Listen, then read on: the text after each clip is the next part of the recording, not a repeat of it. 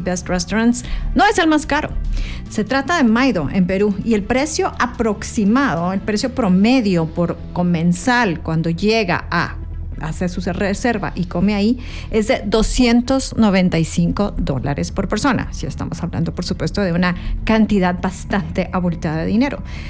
Sí, pero sin embargo, el más caro de todos se trata de Alchemist, que está ubicado en Copenhague, en la capital de Dinamarca. Y allí la tarifa promedio por tiempo de comida es de $800 por comensal. Este restaurante se ubica en el puesto 5 de los mejores del mundo. Del otro lado del espectro está Flourish, que está ubicado en Japón, tiene el puesto 26, y en este lugar se puede comer por $80 en el menú del almuerzo y $150 si se va a la cena. Y también inmediatamente después, en cuanto a más barato, por supuesto esto es entre comillas y subrayado, es el restaurante Septime en París, donde almorzar cuesta alrededor de $90, $10 más que en el restaurante japonés, y cenar también cuesta $150. Por supuesto, estamos hablando de precios promedio, lo que ellos llaman los fixed menus. Esto podría ser mucho más caro si usted agrega aperitivos, si se agrega una copa de vino extra, y bueno, la cuenta podría llegar a rondar muchísimo más de $800 en el caso del restaurante danés. Y bueno, digamos que comer en alguno de los 50 mejores restaurantes del mundo es cosa aparte. Así que esta es la nota curiosa. Vamos ya con la primera de las entrevistas. La entrevista en Hora 15. Como les había comentado, la primera parte de este programa lo vamos a dedicar a las lluvias y los estragos que ya están dejando, porque regresaron. Tuvimos un periodo de canícula, este periodo ya finalizó, y ahora las lluvias estarán presentes con nosotros, y ello por supuesto ha dado como consecuencia incidentes en la red vial. Se reportan daños en puentes en el Pacífico, se tuvo que cerrar el puente Mocá en Occidente. También hay derrumbes en varios puntos del país, inundaciones, y las inundaciones nosotros sabemos que tienen el potencial de generar problemas de distinta índole. Por supuesto, no se puede excluir a la red vial. Para conversar del panorama que se tiene a esta hora y también de las acciones que ya se emprenden, nos acompaña por la vía telefónica el ingeniero Cristian Figueroa, quien es subdirector técnico de Covial, a quien le agradecemos mucho el que nos acompañe aquí en Hora 15 para poder conversar sobre estos temas. Y bueno, gracias, ingeniero Figueroa, por acompañarnos. Buenas tardes. Primero que nada, cuéntanos cómo tienen ustedes el mapa de Guatemala en este momento. Bienvenido. ¿Qué tal, Beatriz? Muy buenas tardes. Un gusto estar con ustedes el día de hoy en Emisoras Unidas. Es un gusto estar por acá y poder compartir la información que es de interés de la población y de la sociedad en relación a los acontecimientos que últimamente hemos tenido sobre la red vial. Pues de momento nosotros seguimos en el proceso de adjudicación de eventos y de contrataciones para el mantenimiento de la red vial, esperando pues siendo muy óptimos, ¿verdad?, poder iniciar estos mantenimientos a finales de este mes, principios de septiembre. Pero en especial en el caso del puente Moca y de la situación que suscitó el día de ayer en el kilómetro 132 de la ruta CA2 Occidente, pues se nos notificó de forma inmediata por parte de las unidades de Provial. Se coordinó desde el día de ayer por la noche hacer una inspección preliminar por parte de un especialista en puentes para determinar las causas que pudieron haber sido provocadas por el colapso, ya que se indica que pues, obviamente es por falta de mantenimiento. Sin embargo, yo quisiera ampliarme un poquito aún más en este sentido. Pues recordemos que en el mes de julio tuvimos un accidente que suscitó sobre una de las bases de este puente, ¿verdad? Y esta ha sido una situación que ha venido siendo muy frecuente, anuado a los temas de la situación climática, ¿verdad?, donde se han protagonizado en su mayoría daños a las estructuras por transporte pesado, ¿verdad? Que este es el caso en el que ya se hizo un análisis preliminar de la situación del puente, donde se generaron algunos daños, ¿verdad? Esto pues obviamente al estar en operación y al paso de vehículos pesados que en su mayoría exceden las cargas permitidas, pues cede uno de los extremos del puente y provoca el colapso de una de las vías que genera asentamiento en el puente. De momento nosotros nos encontramos en el análisis de poder atender lo más pronto posible la situación emergente que suscita ayer en la noche sobre el puente a través de una de las opciones que es la Ley de Contrataciones del Estado y su reglamento, ¿verdad? Ya que el puente se encuentra en la CA2 y esta ley pretende dar mantenimiento de forma inmediata para estos casos a través de lo que está contenido en el artículo 95, ¿verdad? Que es tema de la Ley de Infraestructura Prioritaria, o en todo caso tener la opción de poderlo atender a través del evento para mantenimiento de puentes, ¿verdad, Beatriz? Sí, ingeniero, creo que vale la pena que resaltemos un poco lo que usted nos está diciendo de la responsabilidad compartida que hay en este tipo de casos. Estamos hablando de transporte de carga que lleva mucho peso, estamos hablando de accidentes que provocan daños en la red vial que después tienen sus consecuencias con las primeras lluvias. Hablemos un poco de esa responsabilidad compartida entre empresarios y autoridades también.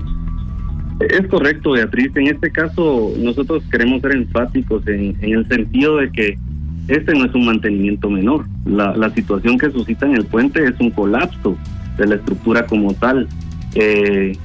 Las competencias de la unidad es el mantenimiento. Entiendo la molestia de la población, las situaciones que se han dado, que son ajenas a la sociedad, ¿verdad? Y son propiamente del aparato público y su administración.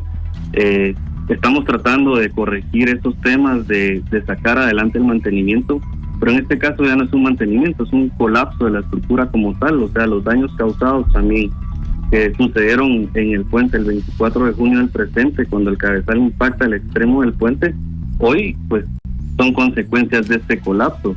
El presupuesto que maneja la unidad a nivel anual o que es proporcionada, pues es un presupuesto que se supone que es para mantenimientos menores, no para daños estructurales, rehabilitaciones o reparaciones como tal, lo que nos conlleva también a un gasto mayor en el sentido de que pues tenemos que buscar mecanismos de habilitación de las vías para que puedan ser efectivas y operantes. En este caso, la evaluación de la instalación de un puente paralelo, un puente Bailey, ¿verdad?, para poder permitir la operatividad del transporte, tanto comercial como local, o en todo caso, pues hacer las coordinaciones correspondientes para que el puente gemelo pueda operar con un solo carril. Estas responsabilidades compartidas, en ese sentido, pues hemos estado planteando ya ante el ministerio, ¿verdad?, la necesidad de redoblar medidas y acciones de control para sancionar de forma inmediata a los propietarios de estos vehículos, ¿verdad?, que pues deben de tener un seguro, y también garantizar la seguridad de nuestras estructuras y evitar ese gasto que se le genera al Estado, ¿verdad?, que impacta la economía del Estado. En el caso de este accidente que causó los daños de consideración en este puente en la ruta occidente, ¿se sabe, ingeniero, si la empresa pagó algún tipo de multa, pagó algún tipo de reparación por el daño generado? De momento, pues no tenemos conocimiento de esto, ¿verdad? No le podría ampliar en ese sentido.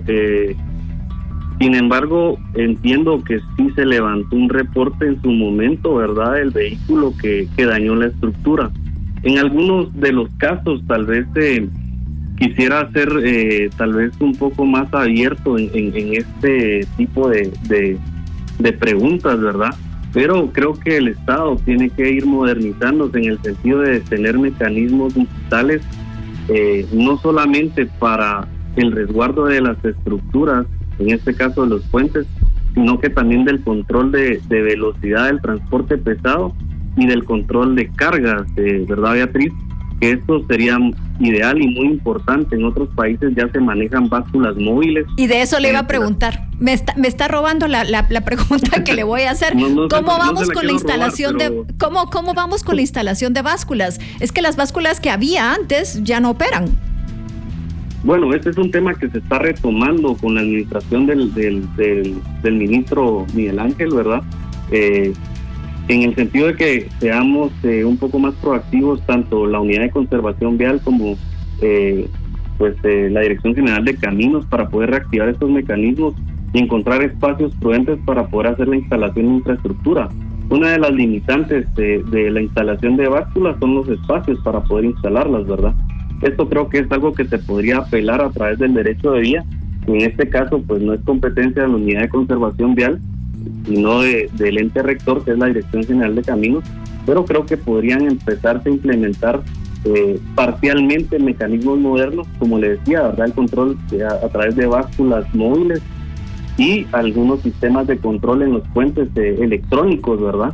En el caso de cámaras de seguridad o algún tipo de dispositivo de monitoreo, para poder tener de forma inmediata un alertivo, al menos con las unidades de Provial, para que puedan asistir de forma inmediata a la estructura que fue dañada y levantar el reporte correspondiente para darle el seguimiento en un futuro con la deducción de responsabilidades de estos daños. Ingeniero Figueroa, estaremos en constante contacto, estaremos en comunicación constante con usted, dado que ya se instalaron las lluvias. De momento no tenemos más tiempo. Muchas gracias por atendernos aquí en Hora 15. Nosotros vamos a seguir tocando el tema de las lluvias con otras fuentes al volver. Y como les había comentado desde el principio, el tema de hoy son las lluvias y las consecuencias que ya estamos teniendo a raíz de que se han reanudado. La canícula oficialmente ha finalizado. Y para ampliar sobre el panorama en este momento, cómo está la situación y cómo estará en los próximos días, nos acompañan dos fuentes. Le damos la bienvenida tanto al licenciado Andrés Erazo, quien es vocero de Conred, y también al ingeniero César George del área de meteorología de INSIBUME. Y empiezo esta conversación con el ingeniero George para que nos cuente cuán instalada está la temporada lluviosa y qué espera usted para el resto de esta semana y el fin de semana. Ingeniero George, bienvenido, gracias por atendernos. Buenas tardes, licenciada, es un gusto poderle saludar. Bueno, de acuerdo a la climatología, nosotros lo que preveemos es de que las lluvias gradualmente van a ir incrementando ahorita para la última semana de agosto. Tener mucha precaución, ya que normalmente el mes de septiembre es el segundo mes más lluvioso, y en cuanto a lluvias a corto plazo, las lluvias se continuarán presentando especialmente en horas de la tarde y noche, con mayores acumulados de regiones del sur al centro del país. Ingeniero George, antes de pasar con el licenciado Erazo, dos preguntas muy breves. Usted nos dice que septiembre es el segundo mes del año en donde tradicionalmente llueve más. ¿Cuál es el primero? Es el mes de junio. En el mes de junio casi tuvimos en la mayor parte del territorio nacional un 30-40% más de lo que normalmente llueve. Y la segunda pregunta que le quería hacer es ¿por qué es que las lluvias se incrementan en horas de la noche y la tarde? ¿Es porque baja la temperatura? No, el patrón de lluvias en Centroamérica es que normalmente se tiene que tener la temperatura más alta del día, que normalmente se registra entre 12 y 2 de la tarde, ya que la temperatura es uno de los disparadores para que las lluvias se presenten en horas de la tarde y noche. ¿Qué es lo que tradicionalmente vemos? Que empieza a arreciar la lluvia caída a la tarde. Correcto, así es. Ahora sí, pasamos con el licenciado Erazo, vocero de Conreda, que también, por supuesto, le agradecemos mucho el que nos acompañe aquí en Hora 15. El licenciado Erazo, el panorama general. Sabemos que ya se tiene que lamentar el fallecimiento de una pareja que regresaba de un servicio religioso y que perdió la vida cuando un río se los llevó a la correntada de un río. Cuéntenos un poco, ¿cuál es el balance que se tiene en este momento? ¿Cómo se están viviendo estas primeras lluvias? Muchas gracias por el espacio. Gracias por estar con nosotros. Muchas gracias por el espacio. Sí, lamentablemente en horas de la noche se contabilizaron 2 personas fallecidas, arrastradas por ríos crecidos, con lo cual esta temporada de lluvias nos deja el lamentable dato de 32 personas fallecidas. Al momento llevamos desde abril hasta la fecha 1.081 emergencias atendidas, que se comparan a las casi 3.000 emergencias que hubo el año pasado. Quiere decir que pues podemos evaluar que existe una tendencia principalmente en los departamentos más afectados, que están siendo Alta Verapaz, Suchitepeques y el departamento de Guatemala. Como parte del sistema CONRED, el ente científico que es el INCIBUME, nos da a nosotros los pronósticos y las perspectivas climáticas, con lo cual se tienen que tomar las precauciones necesarias y las acciones de prevención a nivel local, municipal, departamental y nacional, porque sabemos que la lluvia es una constante, es un fenómeno meteorológico, pero debemos estar preparados para poder darle frente a esta condición natural, pero sin incrementar los riesgos, y por eso es que es importante que creemos y que seamos conscientes sobre la cultura de prevención que todas y todos debemos tener. El ingeniero George ya nos acaba de decir que septiembre será el segundo mes en donde más lloverá durante este año. ¿Qué implica para la CONRED en cuanto a este trabajo de prevención al que usted está haciendo referencia, licenciado Erazo? Gracias. Lo primero es el conocimiento del riesgo, que no nace únicamente de saber qué es lo que puede suceder, sino un empoderamiento total de las condiciones territoriales que se tienen para poder accionar. Recordar que el sistema CONRED funciona de manera escalonada, donde los primeros respondedores son los niveles locales, representados por las coordinadores locales para reducción de desastres, es decir, la sociedad civil organizada, los COCODES, las alcaldías auxiliares, se organizan, y esto permite que de manera preventiva el mejor momento para nosotros enfrentar una emergencia es antes de que suceda, porque podemos organizarnos de manera territorial desde el primer núcleo, que es nuestra familia, sabiendo muy bien cuáles son las rutas de evacuación, teniendo libres las rutas de evacuación, sabiendo quién hace qué en caso de una emergencia, teniendo una mochila de 72 horas por cada uno de los integrantes de la familia, y organizarme así también, no únicamente por tema de lluvia, sino recordando que la posición geográfica de este país es tan bendecida, pero así también la expone a distintos riesgos, y por eso debemos estar prevenidos. El siguiente nivel es el nivel municipal, donde los coordinadores municipales son los alcaldes de cada municipio. Cada una de las características de los municipios son diferentes, y esta misma autonomía del sistema les permite a las autoridades municipales elevar sus propios niveles de alerta si así lo requieren. Esto dependiendo de las características que cada emergencia vaya teniendo. Conforme también puedan surgir nuevas emergencias que ameriten un mayor involucramiento departamental a través de las gobernaciones o nacional a través de la coordinadora, pues el sistema está en apresto. La Coordinadora Nacional para la Reducción de Desastres, que es un sistema compuesto por instituciones públicas, privadas, sociedad civil organizada, las organizaciones no gubernamentales nacionales e internacionales, tienen que actuar de manera coordinada para poder responder ante cualquier emergencia o desastre que suceda en el territorio nacional. Ingeniero George, usted ya nos dijo que septiembre será el segundo mes más lluvioso del año. ¿Hasta cuándo se tiene previsto que esté instalada la temporada lluviosa en el país? ¿Y cuánto podría verse afectado por tormentas tropicales o huracanes como Erin, que sabemos que ya llegó a Estados Unidos, pero empezarán a surgir otros más? Si no se forma el fenómeno de la Niña, las lluvias tienden a ir finalizando del sur al centro del país del 15 al 25 de octubre. Si se forma el fenómeno de la Niña todavía en el mes de septiembre, las lluvias pueden prolongarse para la primera quincena del mes de noviembre, y en la última perspectiva que tenemos vigente, agosto-octubre, se habló de que por lo menos 1 o 2 sistemas tropicales pudiéramos tener amenaza directa e indirecta para el país, aclarando que solamente un sistema de baja presión nos puede generar las lluvias suficientes para que tengamos problemas en el país, como las lluvias que se presentaron el día de ayer. Ingeniero, ¿de qué depende que se forme la Niña? Prácticamente el fenómeno de la Niña se forma cuando tiende a enfriar toda la parte ecuatorial, desde las costas de Perú hacia toda la parte occidental. Hemos estado en condiciones neutras, quiere decir, no niño, no niña, pero hacia enfriamiento, y hay un 50-55% de probabilidades que se geste un fenómeno de la Niña todavía en lo que falta de este año.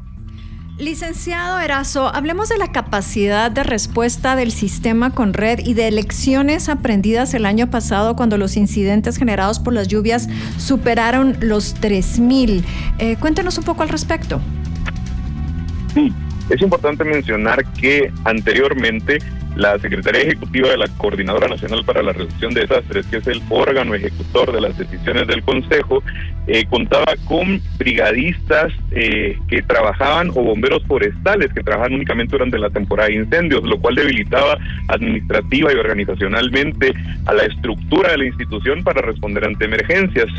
Desde el año pasado se hizo un cambio a nivel de estructura de contratación para que se adquiriera y se formara la Brigada de Respuesta a emergencias. Bueno, la Brigada de Respuesta a Incidentes, que lo que busca es responder a cualquier tipo de situación que se dé en el país, no únicamente durante la temporada de incendios.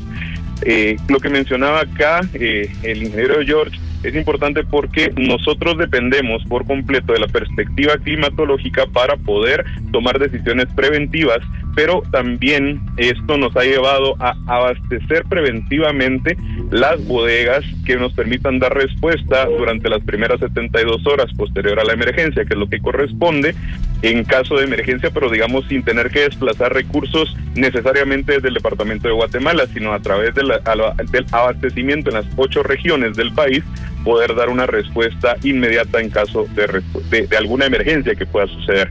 Lo más importante también es fortalecer a las comunidades y a las coordinadoras, por lo cual de manera preventiva se continúan en el fortalecimiento de las capacidades con la acreditación de coordinadoras locales para la reducción de desastres y también las coordinadoras municipales. Ingeniero George, el licenciado Erazo ya nos compartió que hasta este momento los sitios en donde se han dado más incidentes o los departamentos son Alta Verapaz, Suchitepeques y el departamento de Guatemala. Estoy asumiendo que las lluvias van a empezar a afectar a toda la República y que podríamos prever incidentes en los 22 departamentos. Sí, en la perspectiva vigente que tenemos, como lo mencionaba el licenciado ahí, tenemos 2 áreas bastante vulnerables. Primer lugar, toda la parte de Boca Costa y suroccidente, la parte de la cadena volcánica y la franja transversal del norte. Sin embargo, ahorita a corto plazo las posibilidades de lluvia más fuerte se continuarán registrando del sur al centro del país. Tomando en cuenta lo que nos acaba de decir el ingeniero George con respecto a los volcanes, licenciado Erazo, ¿cuánto les preocupan los lahares?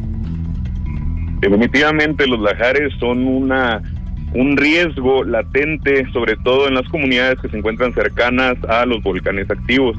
Nosotros, a través de la unidad de monitoreo y claramente dentro de la competencia de la vulcanología que tiene el INSIBUME, estamos en constante alerta a cualquier cambio, no únicamente de lahares que pues dependen por completo del flujo de agua, sino también a cualquier actividad piroclástica que pudiera registrarse, tal como la actividad piroclástica que está dentro de los márgenes ordinarios hace una semana que se registró en el volcán Santiaguito. Pero son muchos factores, ¿no? Recordar el escenario que se vivió el año pasado, durante los primeros meses del año, el volcán de Agua permaneció con un incendio activo, o más bien varios incendios que se iban activando por más de 50 días, lo cual evita la capacidad que tiene el coloso de retener el descenso de material posterior a que haya lluvia por la pérdida de la cobertura forestal. Entonces son muchos factores, digamos, desde la Conred se tiene un monitoreo constante de la mano con el INSIBUME para tomar las acciones preventivas y oportunamente alertar a las autoridades y a las comunidades aledañas.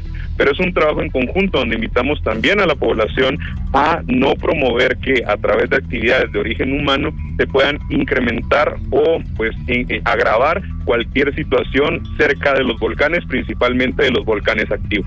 Pues les agradecemos mucho a ambos, tanto al licenciado Andrés Erazo, vocero de Conred, como al ingeniero César George del área de meteorología del INSIBUME, el habernos acompañado aquí en Hora 15. Vamos a la pausa y seguiremos tocando el tema de las consecuencias de las lluvias desde otra perspectiva.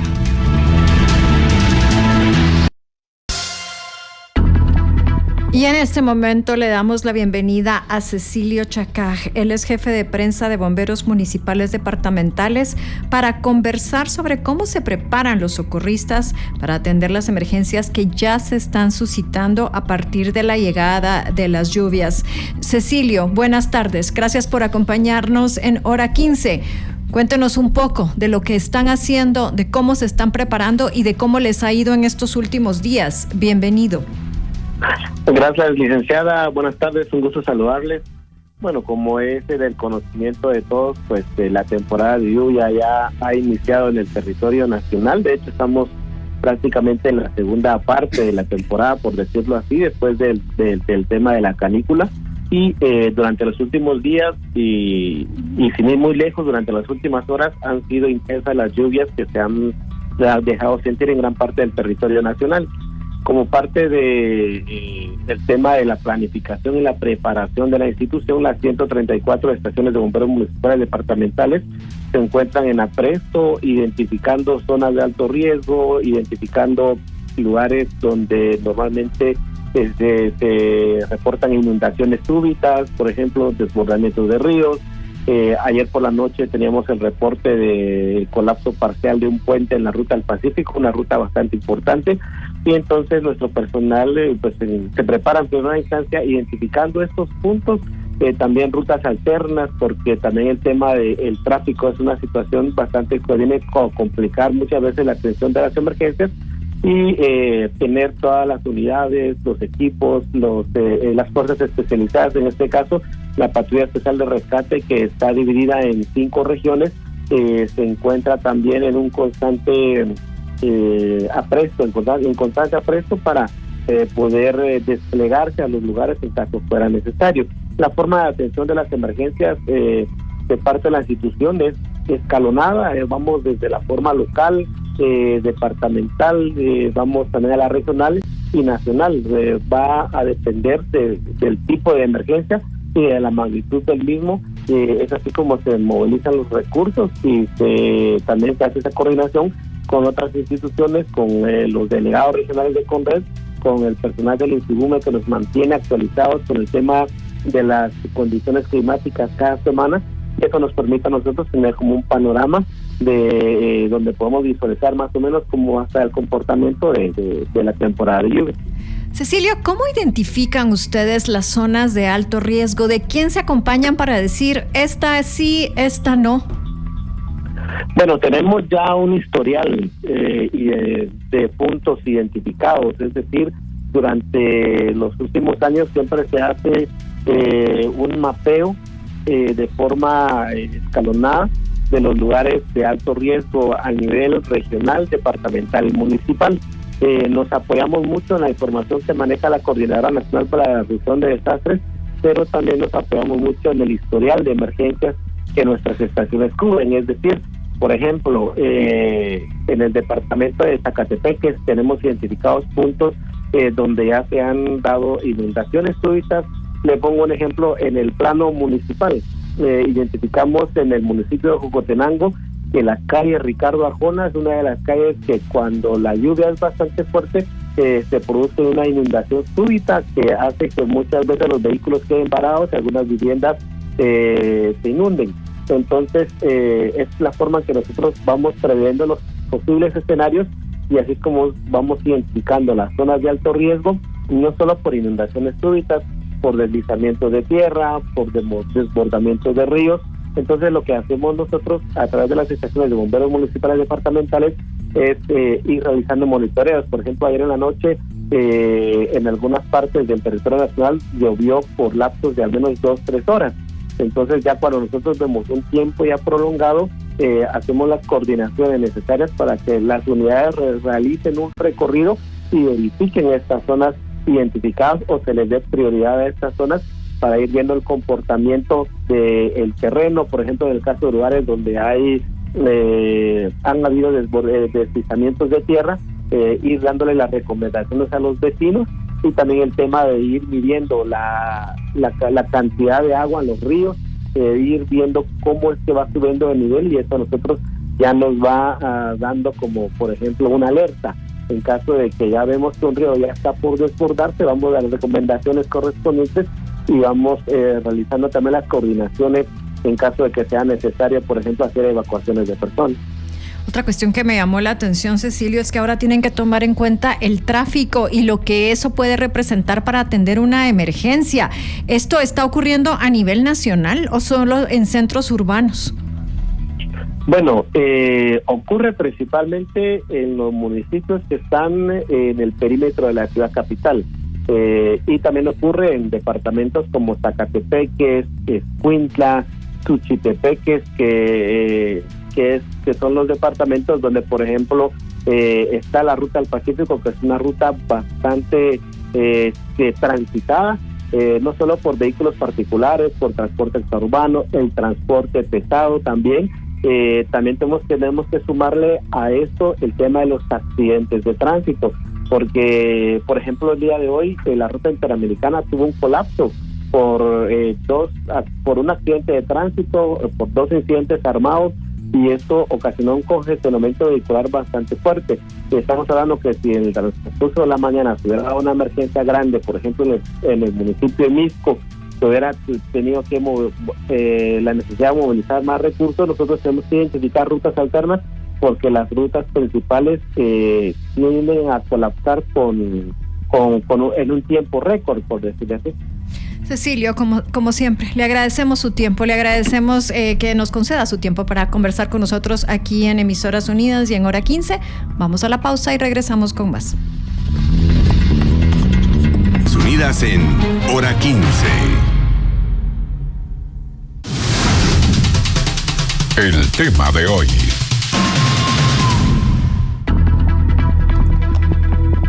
Y en unos minutos estableceremos comunicación por la vía telefónica con nuestra próxima fuente. ¿Y de qué conversaremos con él? Hablaremos sobre un programa que se ha instaurado con el Ministerio de Salud. El Programa Mundial de Alimentos ha elaborado un esquema de apoyo para esta cartera en fortalecimiento institucional, específicamente en acciones que ayuden a prevenir la malnutrición y también la prevención en términos generales. Y hay que decir que este programa forma parte del Plan Estratégico de País del año 2021 y 2025, y en acompañamiento a acciones gubernamentales el Fondo Mundial de Alimentos ha implementado brigadas en nutrición en 8 departamentos.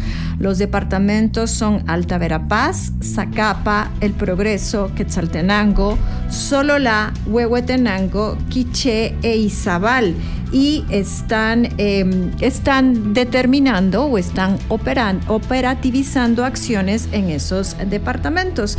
Y para conversar sobre ello ya está con nosotros el viceministro de Atención Primaria en Salud, Donato Camey, a quien le agradecemos mucho el que nos acompañe aquí en Hora 15 para ampliar un poco sobre este programa de apoyo. Así que, viceministro, bienvenido a Hora 15.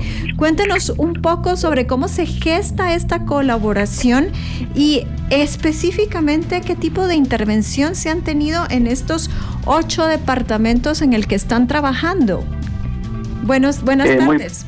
Muy buena tarde, Donato Camey, viceministro de Atención Primaria en Salud del Ministerio de Salud. Bueno, este es un apoyo específicamente para fortalecer a los equipos locales en la atención de la desnutrición aguda y de nutrición crónica. Como ustedes saben, para esta atención, los equipos necesitan tener las herramientas necesarias para poder atender de una mejor manera a los niños. En este caso, el Programa Mundial de Alimentos está aportando al Ministerio de Salud,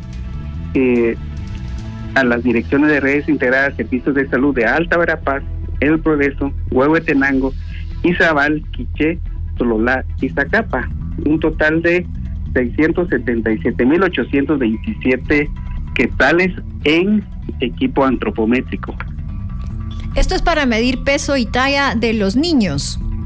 Sí, específicamente, por ejemplo, los equipos que están entregando son las balanzas tipo Salter, infantómetro móvil, básculas mecánicas de piso, tallímetros portátiles y también como instrumentos necesarios para poder hacer el registro de esto, de los datos que se tienen, como los consolidados mensuales de seguimiento de casos de nutrición aguda, los formularios del Ministerio de Salud, ¿verdad? Que utilizamos para esto, las fichas epidemiológicas, los formularios consolidados de toda la información que se va obteniendo, y los cuadernos 5A, que son 5DA, que son específicamente para poder registrar y consolidar los datos. Viceministro Kamei, creo que es importante que la audiencia conozca por qué es tan importante llevar un registro de la talla y el peso de los niños y en qué momento hay señales de preocupación. Cuéntenos un poco al respecto. Sí, primero es necesario que durante el primer año de vida, por ejemplo, tengamos evaluaciones mensuales de peso y talla del niño, porque se ha comprobado que cuando una madre le da lactancia materna exclusiva en los 6 primeros meses al bebé, el niño crece en los rangos esperados y normales. Sin embargo, al introducir alimento después de los 6 meses, o el destete, empieza el niño a bajar de peso, o por lo menos ya no tener el peso esperado, y ahí es donde empieza ya la desnutrición aguda. Entonces, por eso la necesidad de los controles mensuales por parte, digamos, de la familia, sea padre o madre, quien lleve al bebé a los controles, para ir verificando si está bien o está cayendo en riesgo o tiene algún problema, digamos, ya nutricional en cada mes. Y a partir de ese momento, ¿qué tipo de intervenciones se pueden tener si un niño después de los 6 meses empieza a descender dramáticamente en su talla y peso, viceministro? Sí, nosotros tenemos todo un paquete de atención definido ya por el Ministerio, protocolos ya establecidos que están específicamente en la ventana de los 1000 días para poder tener un buen control, pero también una atención integral al niño, porque muchas veces la desnutrición se da específicamente por 2 causas.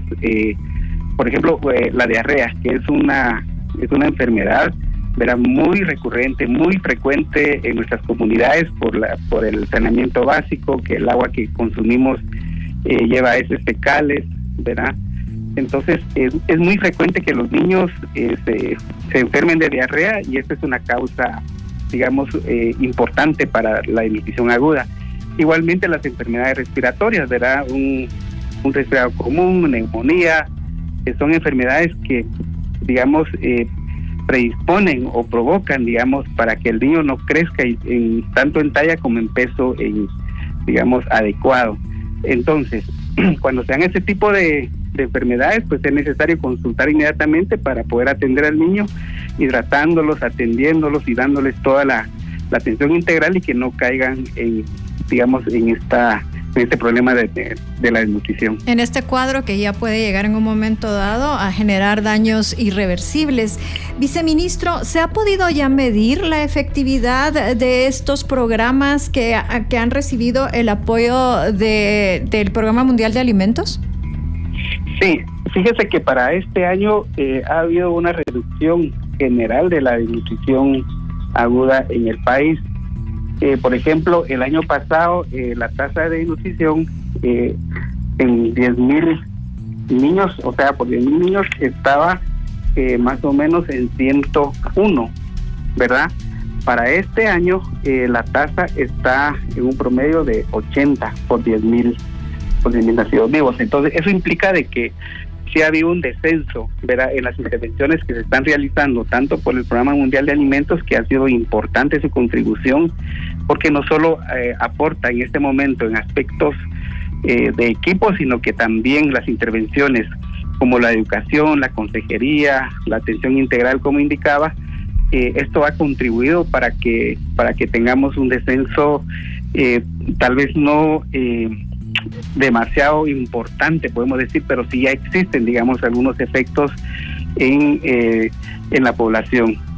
¿Y qué hay de la desnutrición crónica, viceministro?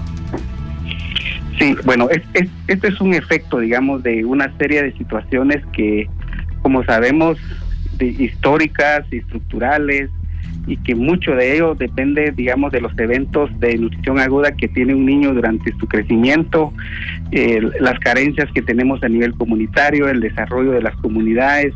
O sea, es un aspecto estructural que no es solo el Ministerio de Salud es la responsable, sino que es todo. Por ejemplo, la distribución de la riqueza en nuestro país sabemos que es inequitativo y que esto, digamos, se traduce, digamos, en la capacidad adquisitiva que tiene una familia, y que esa capacidad al final pues tiene efectos, digamos, en el crecimiento y desarrollo de los niños de la niñez. Entonces, en este caso, la nutrición crónica sí es un problema que tiene más complicaciones, y que también las intervenciones debieran ser de más largo plazo. Por ejemplo, iniciamos con esto, que un niño no se enferme, digamos, muy seguido, tratarlo oportunamente, identificarlo oportunamente, intervenir oportunamente, no dejar que quede mucho tiempo con el problema. Esto aporta para que en el futuro tenga un crecimiento adecuado, tenga un peso adecuado y su desarrollo pues sea también de manera digamos, adecuada. Usted recién nos compartió datos en donde nos dice que los índices de desnutrición aguda han mejorado del año pasado para acá, de forma incipiente, pero han mejorado. ¿Qué está pasando con la desnutrición crónica? ¿Estamos igual de mal que en el 2024 o ha mejorado en algún sentido?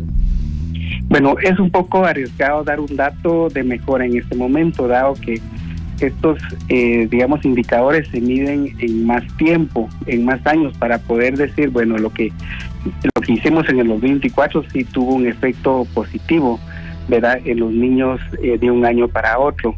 Entonces, yo esperaría tal vez unos 3 años mínimo, unos 4 máximo, para poder empezar a ver algún efecto ya en la desnutrición crónica, porque sabemos que es un problema histórico que tenemos como país, y que se ha movido entre un 48%, 53% como promedio nacional, ¿verdad? En algunos lados pues se mejora un poco, pero también tenemos otras comunidades que van cayendo en problemas carenciales, y esto hace que como país no logremos ver un efecto positivo con las intervenciones que se han hecho hasta el momento. Sin embargo, lo que estamos ahorita impulsando como gobierno, desde la estrategia mano a mano, y esto de la política de la primera infancia y otras intervenciones que estamos impulsando, creemos de que pueden tener un efecto positivo de aquí a unos años en la niñez. Ahora bien, con estos indicadores y con estos programas que están midiendo talla, peso de los niños en estos 8 departamentos, ¿no podemos colegir algún tipo de data que nos pueda decir por dónde vamos? Bueno, eso se lo puedo conseguir en este momento, no lo tengo, pero sí podemos tener un dato específico para ver ya el efecto, porque igualmente, como indicaba, el Programa Mundial de Alimentos ha estado interviniendo. Es un proyecto que termina ahorita en el 2025, que inició en el 2021. Seguramente ellos como cooperación tendrán una evaluación para ver el impacto que tuvo el programa en esas comunidades donde ellos trabajaron. Sí, porque estamos hablando precisamente de esos 4 años a los que usted hacía referencia. Con esa data podríamos tener algún tipo de idea. Sí, podemos tener ya como un impacto, digamos, de las intervenciones que se realizaron, pero me disculpo que en este momento no cuento con ese dato. ¿Se sabe cuán comprometidos han estado las familias en cumplir con este monitoreo constante en la toma de conciencia de padres y madres de niños en vulnerabilidad, de niños en riesgo, con respecto a lo importante que es llevarlos a este chequeo mensual, o hay desidia en ese sentido?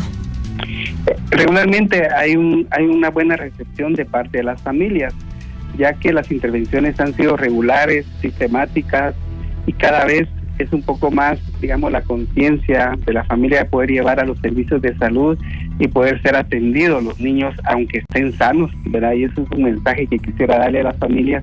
Un niño, aunque se ve sano, es necesario llevar a su control mensualmente, y es lo que tratamos nosotros como Ministerio de Salud, y estas intervenciones de poder concientizar a las familias para que puedan llevar a los niños regularmente a los servicios, aunque no presenten ningún tipo de enfermedad. Y esto sí se ha visto algún cambio de conducta digamos, en las familias, y creo que si comparamos 10 años atrás con la de ahora, en este momento creo que sí tenemos un avance importante. Una vez el niño cumple el año, ¿cuán frecuentemente es importante llevarlo a controles de talla y peso, viceministro? Al cumplir el año, pues ya se puede llevar a cada 2 meses, ¿verdad? Para que se lleve un control igualmente sistemático. Hemos normado dentro del ministerio esa regularidad de llevarlo a cada 2 meses. El primer año, pues cada mes, ¿verdad? Y después cada 2 meses. ¿Y esto hasta que cumplen qué edad? ¿5 años? Sí, se va reduciendo. Por ejemplo, ya en el tercer año, pues ya son controles 4 veces al año, luego ya semestralmente.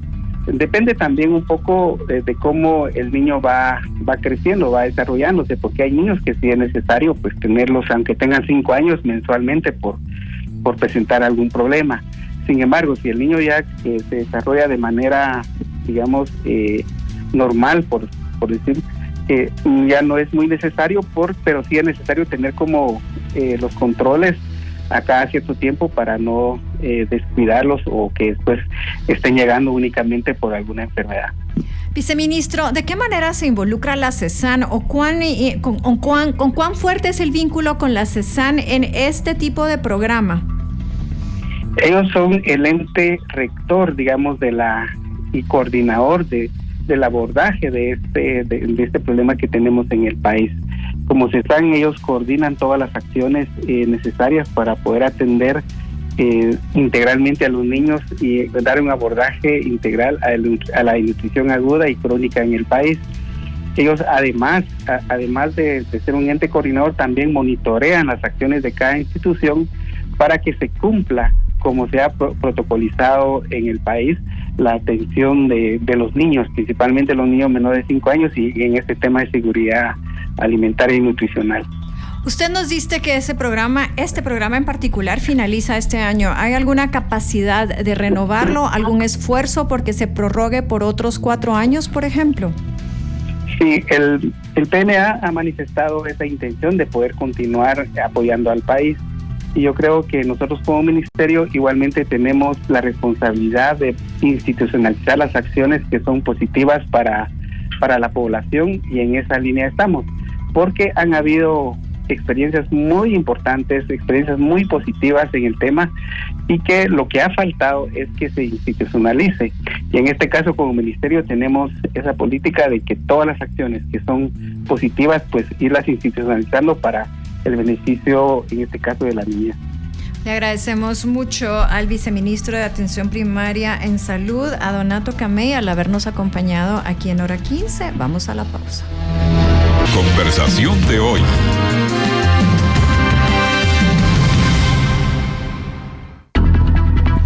Si usted ha estado pendiente de la actividad legislativa podríamos decir casi al principio del año, podríamos calificarla como de escasa, muy escasa.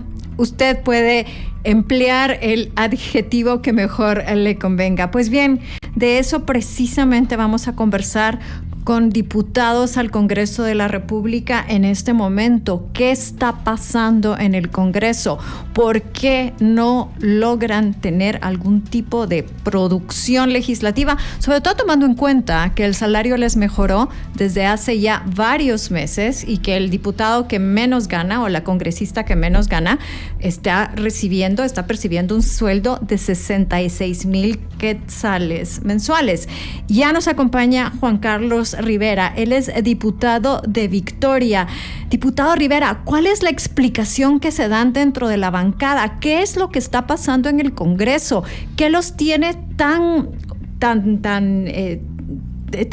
atados a no poder hacer nada? Buenas tardes, bienvenido. Buenas tardes, gracias por la invitación.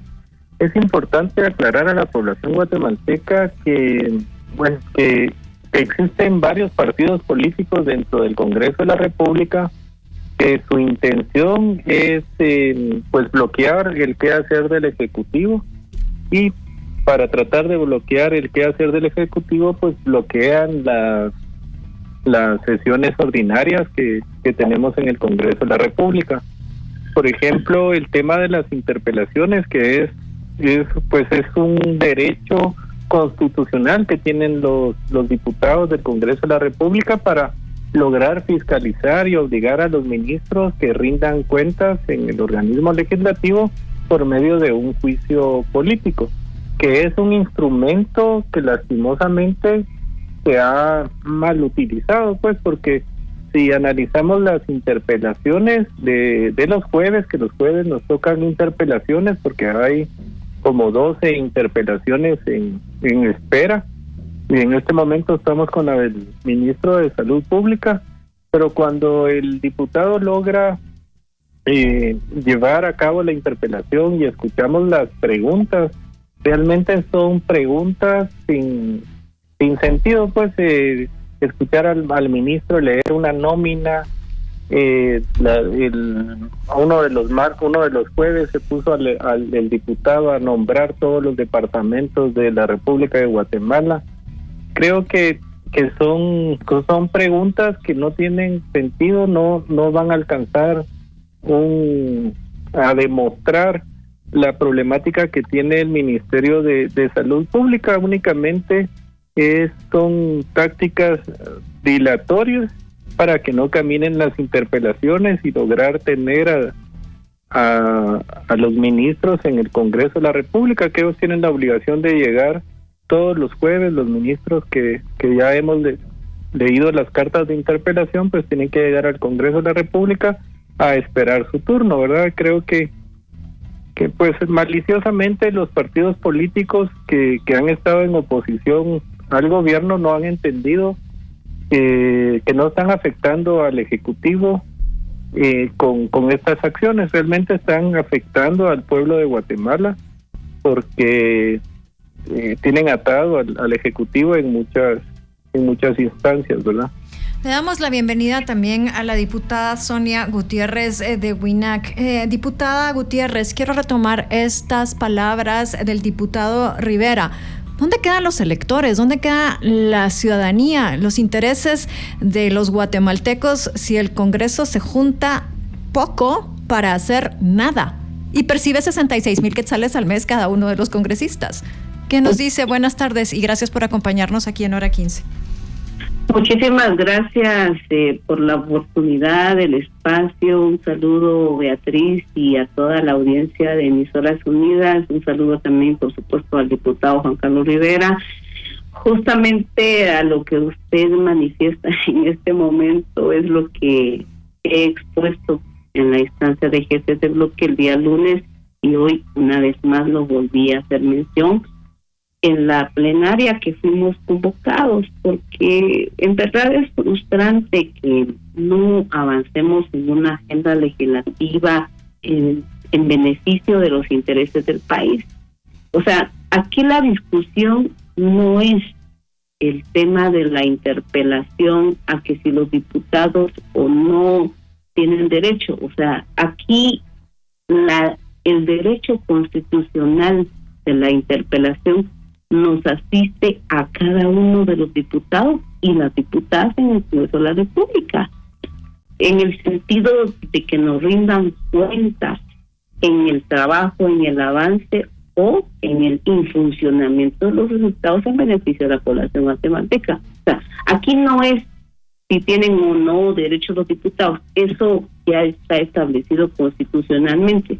Aquí es la forma en cómo se están desarrollando esas interpelaciones, que a mi parecer, lo dije hoy, es cuestionable, porque pareciera que la interpelación se ha desnaturalizado de ese juicio político de que los diputados rindan cuentas y que el Pleno del Congreso, como soberano, después de una elección donde fueron electos por sufragio universal, decidan si existe falta o no de confianza de un funcionario en la rendición de cuentas.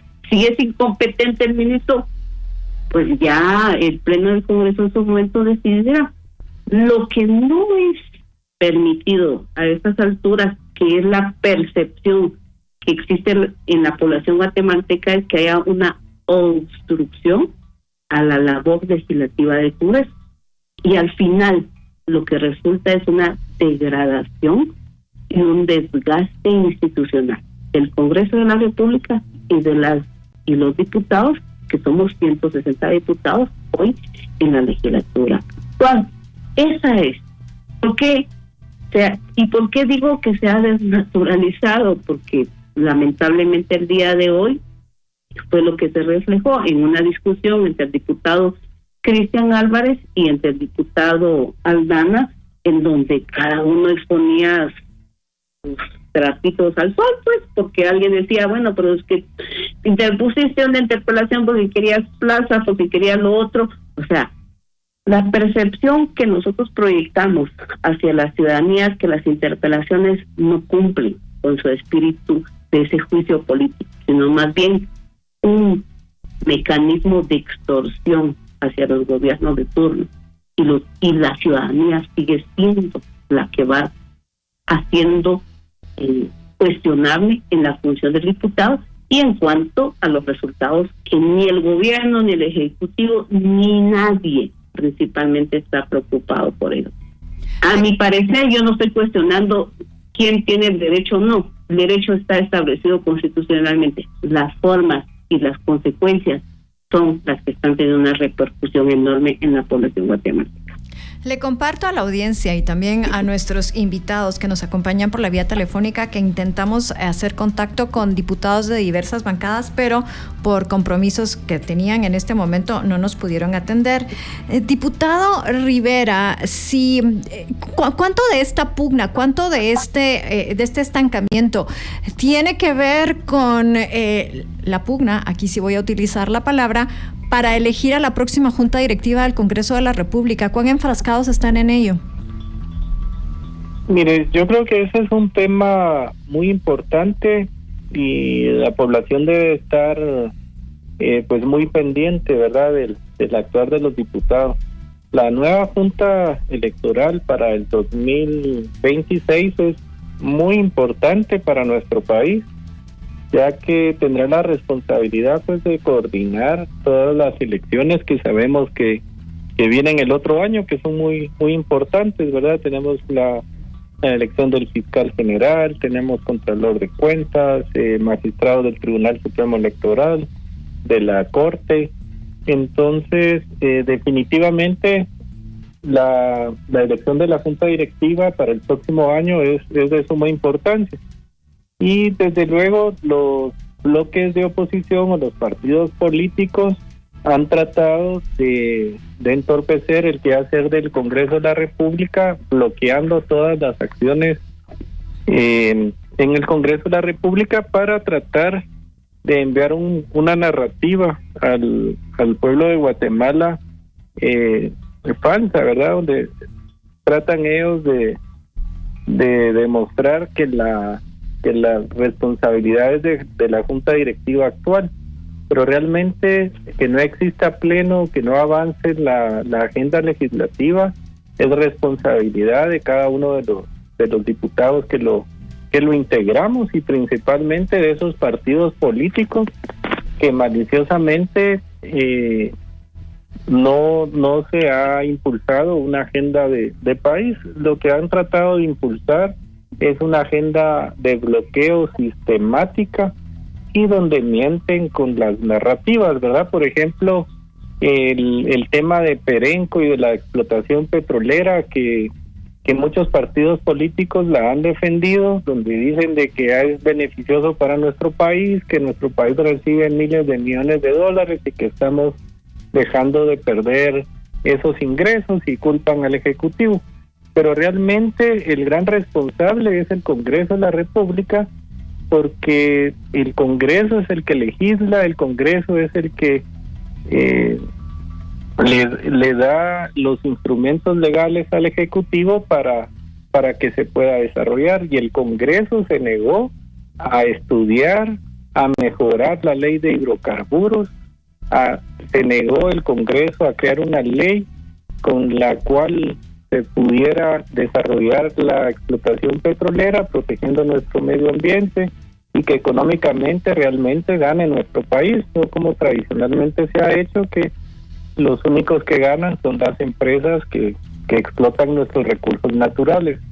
Pero la narrativa de estos partidos políticos es que el gran responsable es el Ejecutivo, cuando realmente la responsabilidad de legislar es del Congreso de la República, y el Congreso de la República es el responsable de crear ese instrumento. Por eso es de que la Constitución nos ha dado la supremacía de legislar, ¿verdad? Entonces creo que lo que usted menciona de la Junta Directiva, pues es un tema muy importante que invito a la población guatemalteca que esté atenta, pues, y un llamado a los partidos políticos que nos unamos con una visión de país, que no sigan bloqueando la agenda de desarrollo económico para nuestro país, porque al final el único que sufre las consecuencias es el pueblo de Guatemala y cada uno de los guatemaltecos. Pues va a haber, si seguimos a este ritmo, pues va a haber menos empleo, va a haber menos inversión. Vemos hoy como un puente en la costa sur pues es destruido, ¿verdad? Y necesita ser intervenido.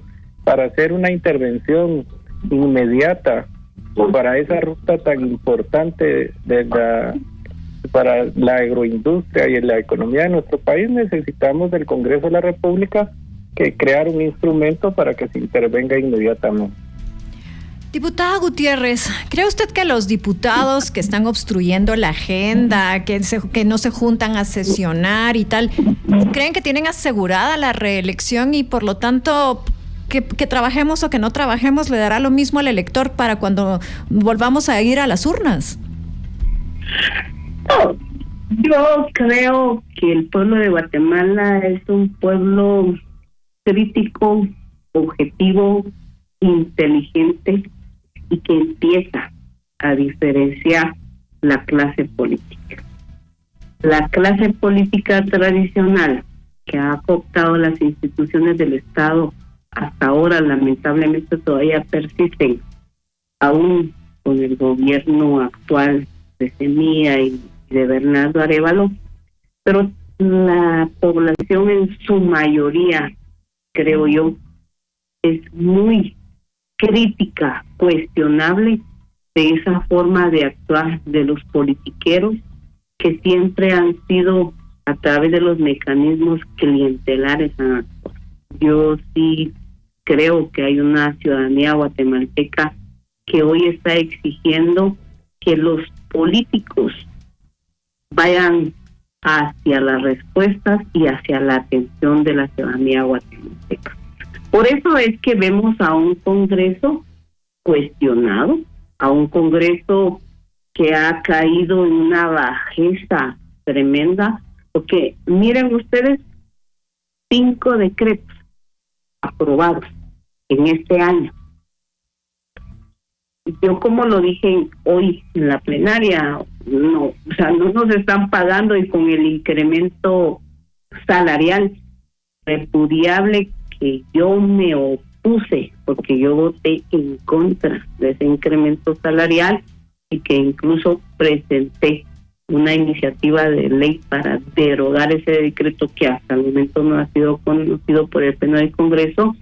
La gente está pidiendo resultados. O sea, la gente no es una gente ignorante que está a la espera de lo que los políticos en este momento están viendo que le van a dar hacia la población guatemalteca. Entonces, yo sí creo en una ciudadanía guatemalteca sensata, objetiva, crítica, y así como en las últimas elecciones le dieron el castigo a los partidos políticos tradicionales que siguen cooptando y siguen acaparando los espacios de poder en estas alturas, creo que para la siguiente elección, en este caso estamos hablando de un proceso electoral 2027, va a castigar a los mismos partidos. Lo tenemos que dejar ahí, diputada. Disculpe la interrupción, pero vamos a la pausa. Seguimos conversando con ustedes en unos minutos. Regresamos.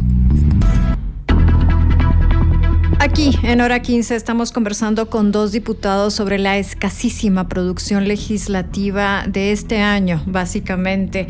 Y bueno, quisiera conversar sobre una ley en específica con el diputado Juan Carlos Rivera de Victoria. Este tipo de leyes de las cuales la población sí está muy pendiente y consciente.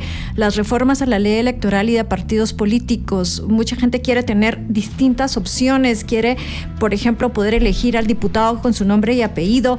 ¿Hay alguna posibilidad de que estas reformas se conozcan este año, que es el año en que sí o sí se deberían de aprobar? Gracias. Mire, lastimosamente, honestamente no creo que se vayan a aprobar estas reformas, ya que recordemos que la ley electoral y de partidos políticos necesitan pues opinión de la Corte, ¿verdad? Y no creo que lleguemos a ese punto. El año pasado se trabajó en la Comisión de Asuntos Electorales una iniciativa y hay un dictamen que se dejó firmado, pero no creo que lleguemos a alcanzar los resultados que usted indica, ¿verdad? Que sería lo ideal, que el diputado sea electo por nombre, ¿verdad? No a través de las listas como actualmente se desarrolla. Yo creo que tendremos el mismo sistema electoral. Diputado Gutiérrez, voy a hablar de otra ley. Esta no ha llegado al Congreso de la República, pero se está trabajando en consenso con muchas comunidades en Guatemala, y la ministra de Medio Ambiente y Recursos Naturales ha dicho que tratará de llevar una ley lo más consensuada posible para que no tenga obstáculos en el Congreso. Me refiero a la ley de aguas, una legislación que está pendiente desde que en este país se firmó la nueva Constitución.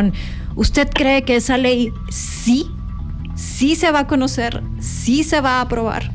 ¿Qué nos dice? Yo sé que la iniciativa ni siquiera ha llegado al Congreso, pero previendo a futuro.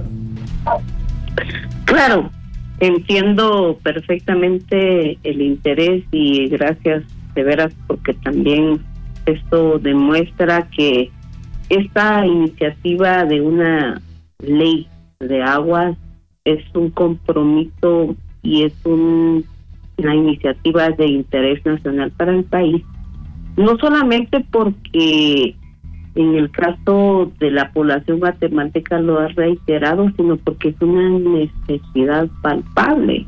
O sea, hoy en día muchos de nuestros recursos naturales prácticamente se están acabando. Muchas de las fuentes de agua en todo el territorio nacional no tienen ningún nivel de regulación y certeza jurídica, porque varios de ellos tienen un interés productivo y un interés en la economía nacional y el sector privado. Hay poblaciones, sectores que también se han manifestado en interés de ellos. En la misma Constitución Política de la República establece que debe regularse el derecho al agua y no ha sido una prioridad para ninguno de los gobiernos que desde el año de 1985 ha sido prioridad en su agenda legislativa. Hoy el gobierno de la República de Guatemala ha dicho que sí es un tema de interés. Incluso la señora ministra la hemos visto, la ministra de Ambiente y Recursos Naturales, que ha estado haciendo unos diálogos en los departamentos del país, que hay un acuerdo gubernativo donde establece los parámetros para la construcción y el diálogo que se está desarrollando. Lamentablemente, a estas alturas no hay nada, absolutamente nada en concreto por parte del gobierno que demuestre esa voluntad política que dijeron que en campaña iban a hacer la diferencia. Sé que es un tema de interés nacional, sí, pero no hay nada hasta ahora. Es que quiero aprovechar que me quedan en realidad un minuto y quisiera una respuesta muy corta de parte de cada uno. Si estuviera en sus manos que el Congreso de la República se reúna y apruebe una ley, ¿a cuál le apostaría en este momento, diputado Rivera? Bueno, yo creo que la ley importante ahorita es de agilización de obra estratégica, ya que como todos sabemos, necesita urgentemente una atención las rutas principales de nuestro país. Y en su caso, diputada Gutiérrez. Hay un montón de iniciativas de ley. Le tengo que dejar el tiempo solo para una. Tiene que escoger a una. A mí me interesaría una nueva ley de contrataciones del Estado para desentrampar toda esa corrupción que está incrustada en el Estado. Pues les agradezco mucho a ambos el que nos hayan acompañado aquí en Hora 15. Vamos a la pausa y regresamos para despedir esta emisión.